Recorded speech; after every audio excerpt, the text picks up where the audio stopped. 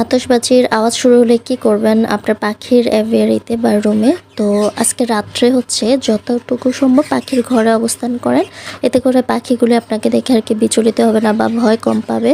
পাখির রুমে পটকার আওয়াজ যেন কম যায় সেটার ব্যবস্থা করুন, রুম বন্ধ করে দিন।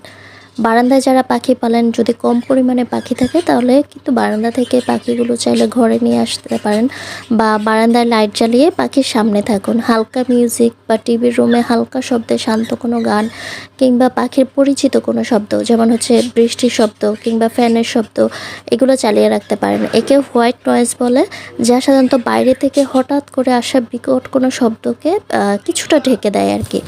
পাখির সাথে সময় কাটান। পাখি যদি খুব বেশি ছটপট করে তবে তার খাঁচার সামনে গিয়ে নিচু স্বরে কথা বলুন। আপনার শান্ত কণ্ঠস্বর কিন্তু তাকে আশ্বস্ত করবে যে কোনো বিপদ নেই। খাঁচার ভেতর থেকে খেলনাগুলো সরিয়ে রাখাই ভালো, কারণ আতশবাজির শব্দ চলাকালীন সময় পাখি ভয় পেয়ে যখন ডানা ঝাপটাবে তখন খেলনা বা ঝুলন্ত জিনিসের সাথে লেগে কিন্তু পাখি আঘাত পেতে পারে আর কি।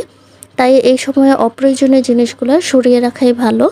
আরেকটা জিনিস, একটি বিশেষ টিপস বলা যায়, আতশবাজি শেষ হওয়ার পর পাখিকে একবার ভালো করে পরীক্ষা করে দেখুন যে সে ঠিক করে খাবার পানি খাচ্ছে নাকি। ভয় পেলে অনেক সময় কিন্তু পাখি খাওয়া বন্ধ করে দেয়।